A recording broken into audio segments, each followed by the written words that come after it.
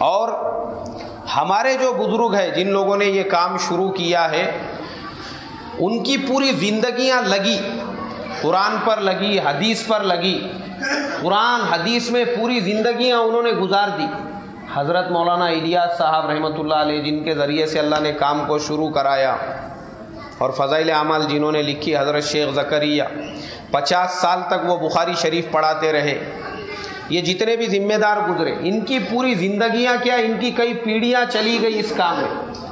انہوں نے قرآن حدیث، پورا قرآن حدیث پہ تحقیق کے بعد یہ سارے اس کے امور طے کیے۔ آج جتنے امور ہم دیکھتے ہیں کہ بھائی 40 دن نکلنا ضروری ہے، 4 مہینے نکلنا ضروری ہے، اور 5 کام میں یہ کرنا ضروری ہے، کیونکہ بہت سارے لوگ ہمارے ساتھ بحث و مباحثہ کرتے تو وہ یہ پوچھتے ہیں کہ یہ چیزیں قرآن اور حدیث سے کہاں سے ثابت ہیں، تو ہم ان کو جواب دیتے کہ قرآن اور حدیث سے کیسے ثابت ہے کہ اللہ تبارک و تعالیٰ نے جب حضرت موسیٰ علیہ السلام کو تورات لینے کے لیے کوہ طور پر بلایا تو ان سے 40 دن کا چلہ کرایا۔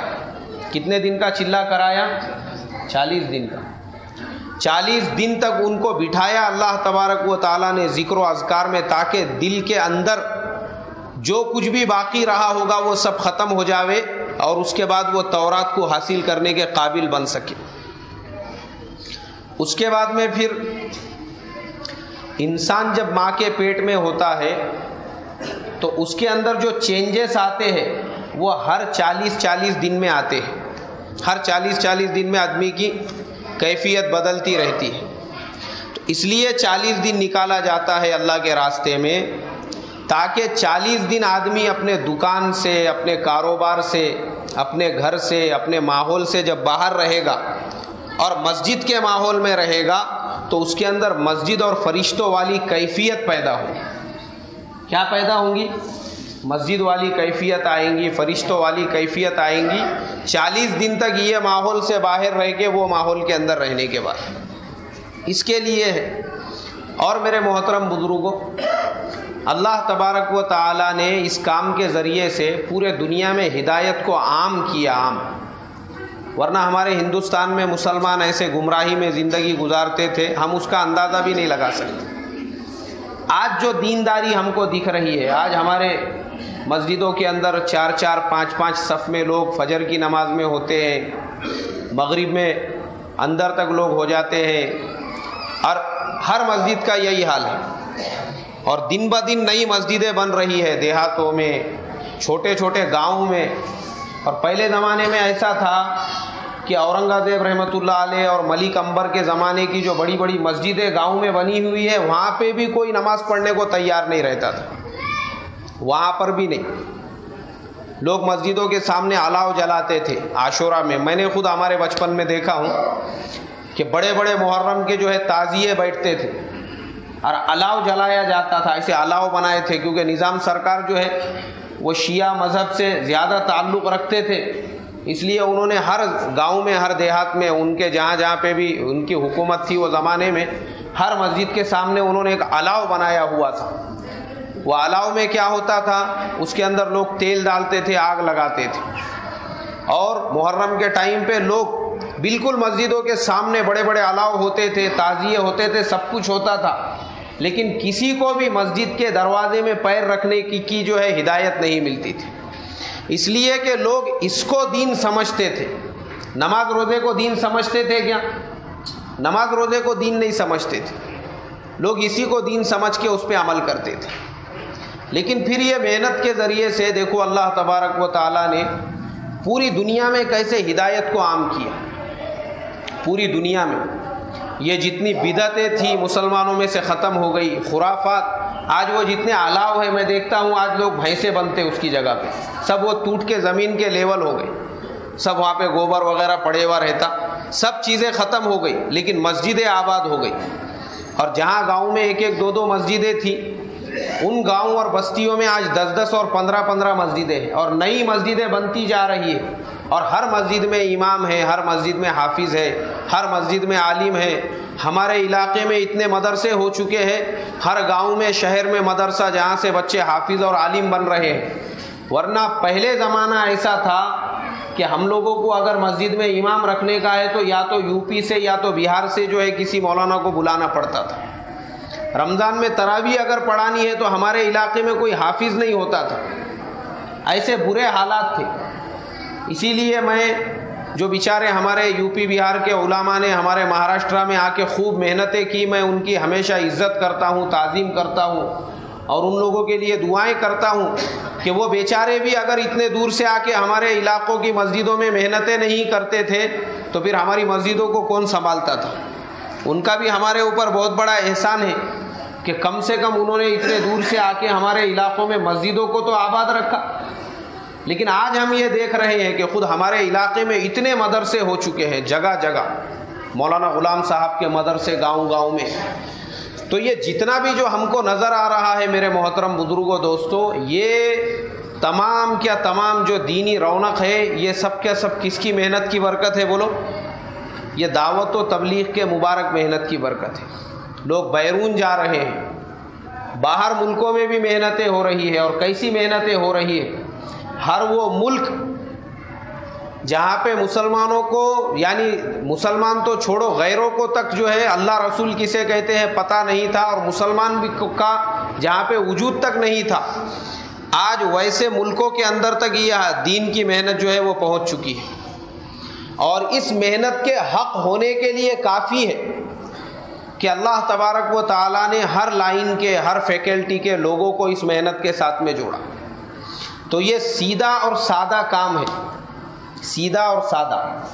اگر ہم ہدایت چاہتے ہیں ہم اس کام کو پکڑ کر چلیں. اس میں زیادہ دماغ کا کھیل نہیں ہے، دماغ کا کام نہیں ہے. اس کو ہر آدمی کر سکتا ہے، چاہے وہ کھیتی باڑی کرنے والا ہو، چاہے وہ عالم ہو، چاہے وہ انجینئر ہو، ڈاکٹر ہو، انسان چاہے کسی بھی لائن کا. یہ دعوت و تبلیغ کا مبارک کام اس کے لیے اللہ نے اس کی ہدایت کو ہی اس میں چھپا کر رکھا ہے. اب اگر کوئی بولے گا کہ نہیں بھائی یہ کام میرا نہیں ہے، لوگ بولتے ہیں، ایسے ملتے ہیں بہت سارے، وہ بولتے ہیں کہ نہیں یہ کام ہمارا نہیں ہے، ہم تو کتاب پڑھ کے بھی دین حاصل کر سکتے ہیں. ٹھیک ہے، آپ دین حاصل کر لیں گے، دیندار بن جائیں گے، لیکن پھر ان لوگوں کا کیا ہوگا جو آج کروڑوں مسلمان دیہاتوں میں ہیں، دوسرے شہروں میں ہیں، وہ آج بھی بے دینی کی زندگی گزار رہے ہیں. اس لیے میرے بھائیوں بزرگوں دوستوں، میرے یہ تمام بیان کرنے کا مقصد یہی ہے کہ آج ہر آدمی ایک تو خود دعوت و تبلیغ کی مبارک محنت میں لگے اور دوسرے اپنے بچوں کو بھی اس محنت کے ساتھ میں جوڑے. کیونکہ آج کل ہمارے بچے جو ہے، ہماری بچوں پہ نظر نہیں رہتی. ہمارے بچے کالجوں میں پڑھ کے دوسرے ذہن کے بچوں کے ساتھ میں اٹھ بیٹھ کے ان کے ماحول میں مل رہے ہیں اور ہمارے ہاتھوں سے نکلتے جا رہے ہیں. ایسا نہ ہو کہ ہمارے بچے پوری طرح سے ان کے ہاتھوں میں چلے جائیں.